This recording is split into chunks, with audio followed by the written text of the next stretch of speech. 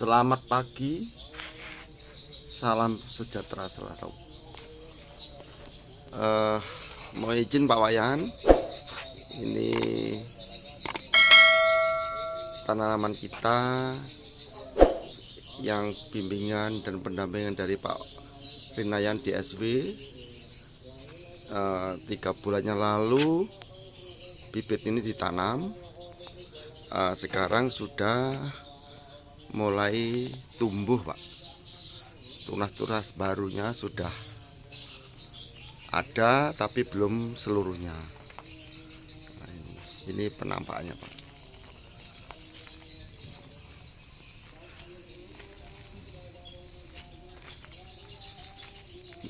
Di sini curah hujannya cukup lumayan mohon sarannya dari Pak Rinayan DSW, dikasih obat apa atau penyemprotan apa supaya tanaman vanili saya di Jombang ini bisa tumbuh dengan baik. Mohon izin Pak Wayan ya. Karena di Jombang ini baru pertama ini kita budidaya vanili. Jadi istilahnya bahan untuk percobaan. Semoga bisa sukses Pak. Dari bimbingan Pak Rinayan DSW, semoga salam sehat kayak luar biasa. Hari ini saya berada di jantung kota Singaraja, tepatnya di jalan apa nih Pak? Jalan Pramuka. Jalan Pramuka. Nah, ini anggota kita, Bapak yang berasal dari Ejekule. Kita udah mulai nanam, belum sih masuki 2,5 tahun Pak ya? Belum ya? Oh, baru 1 tahun. Baru 1,5, yang di atas kira-kira Ya. 2 tahun. Ya. Ya.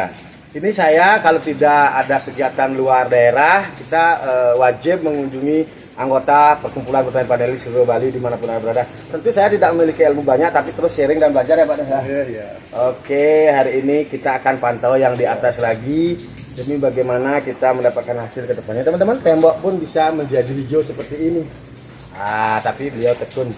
Tentu juga ada yang masalah, ada yang mati, kita tanam kembali Pak ya. Oke, next.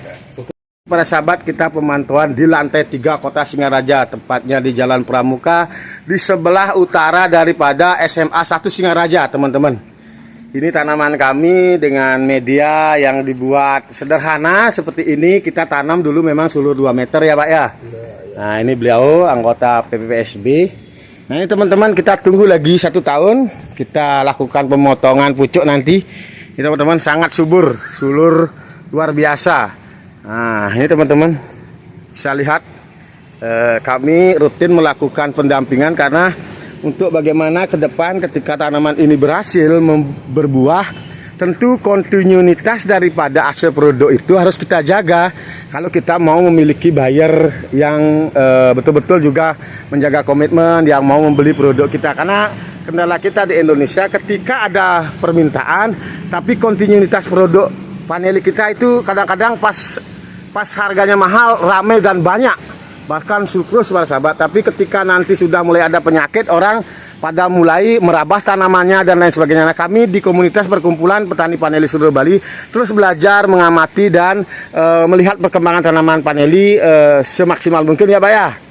Nah, perkenalkan namanya Bang Sapi nih Pak. Yang Ketut Sute. Nah, Pakai Singaraja.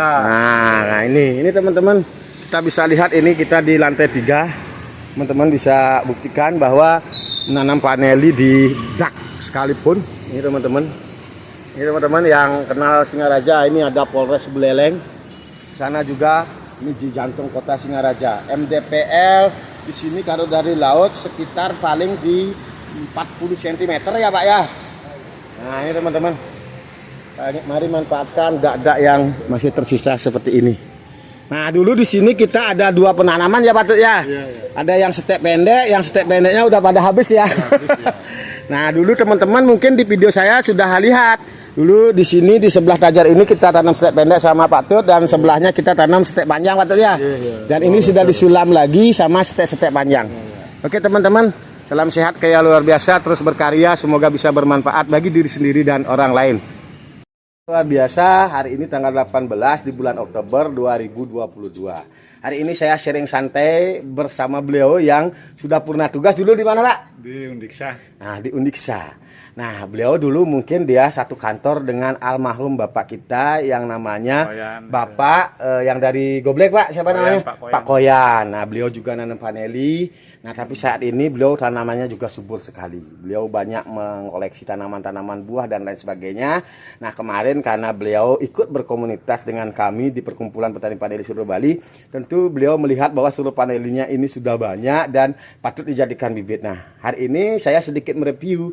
Nah, beliau sudah melakukan pemotong-pemotongan mungkin sesuai dari apa yang dilihat di YouTube para sahabat. Ini tanaman sudah memasuki sebenarnya usia 2 tahun tapi belum memperlihatkan akan mengeluarkan yang namanya tandan bunga.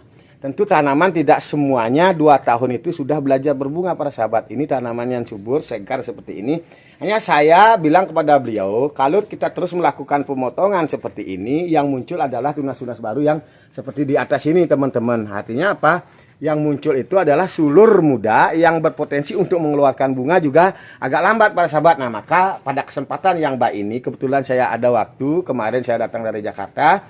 Ya, wajiblah saya melakukan sharing, berbagi. Artinya sama-sama belajar, bukan saya sebagai orang guru karena beliau sebenarnya seorang dosen para sahabat. Kan tidak mungkin seorang petani mengasih pelajaran kepada pensiunan seorang dosen. Tentu di sini saya sharing santai.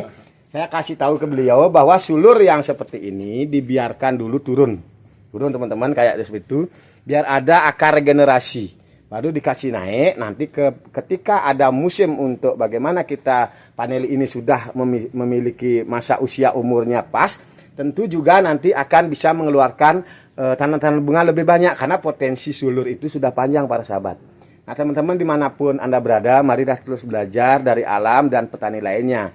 Tentu pengalaman saya mungkin berbeda dengan teman-teman petani paneli dimanapun Anda berada. Dalam hal ini tentu juga saya tetap minta koreksi ataupun kritik dari teman-teman yang sudah pengalaman di bidang budidaya paneli agar saya sendiri lebih menjadi petani-petani yang memiliki kreativitas yang tinggi. Saya terus belajar berinovasi, tentu saya tidak akan pernah lupa harus terus belajar dan saya akan berbagi kepada teman-teman petani yang belum tahu tentunya para sahabat. Oke, demikian dulu hari ini saya dari Singaraja Bali, tepatnya dekat dengan PP. PP itu adalah Pantai Penimbangan Kota Singaraja. Oke, next, tonton video-video saya berikutnya. Untuk mampu mencetak generasi-generasi muda kita untuk ikut tertarik menanam paneli para sahabat, karena paneli adalah hasil pertanian termahal saat ini para sahabat, karena kita tahu bersama bahwa apapun itu memiliki hal positif dan negatif, agak naik bisa turun, tapi ketika tekun suatu saat kita akan menghasilkan yang banyak. Nah, tentu saya bisa perkenalkan paneli ini kita bisa juga budidayakan di samping rumah di lahan sempit sehingga lahan kita menjadi produktif ya Bu ya. Kelebihan daripada berbudidaya paneli adalah ketika buahnya ini bisa kita stok ya Bu ya. Nah, kenapa demikian? Kita mau berbudidaya, mau memanfaatkan lahan kita yang tidak produktif menjadi produktif, tentu kita harus bisa memilih komoditi yang baik ya Bu ya. Nah, ini teman-teman bisa lihat ini beberapa bunga tadi sudah kita kawinkan ini teman-teman. Ya, Ibu. Nah, itu kira-kira Ibu apa yang tadi dijelaskan itu bisa nggak dipahami sharing tadi untuk cara budidaya Ibu? Ya. Oke para sahabat, contoh Ibu ini seorang perempuan lawyer, padahal beliau profesinya sebagai lawyer. Nah, tentu juga petani harus mulai menerapkan 5K para sahabat.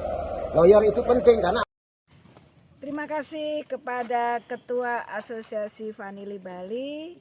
Saya habis berkunjung ke tempat beliau. Alhamdulillah teman-teman P4S, ya, kebetulan juga yang hadir di sini selain P4S juga DPM akan menerapkan di Kalimantan. Insya Allah nanti Kalimantan kembali lagi vanili berjaya setelah tenggelam. Oke, makasih Bu. Semoga kunjungan Bapak, Mbak dari Jakarta ke sini dan saya juga sudah dijembatani dulu, difasilitasi lagi. Saya dicewakan hotel sama beliau, dikasih luar biasa. Nah, hari ini saya sebagai tuan rumah di sini hanya bisa menyuguhkan bagaimana pendampingan kami dengan menunjukkan daripada pohon vanili Mbak ya.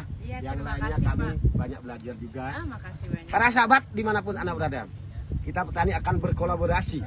Karena tidak tertutup kemungkinan kita akan dikalahkan banyak mafia yang tidak memiliki mindset pola pikir yang baik bagi bangsa ini. Maka kami pun hari ini mulai berkolaborasi karena beliau sebagai lawyer di Jakarta lagi teman-teman. Kita harus luar biasa. Kita petani pun harus cerdas, harus berpolitik yang cerdas. Bagaimana negara ini akan semakin maju dan negara ini akan menjadi negara yang luar biasa. Bahkan negara kita akan menjadi negara adidaya karena kita masyarakat Indonesia terus berbudidaya. Salam sehat kaya luar biasa. Ketemu lagi di video-video YouTube Rinaya DSW channel lainnya. Terima kasih.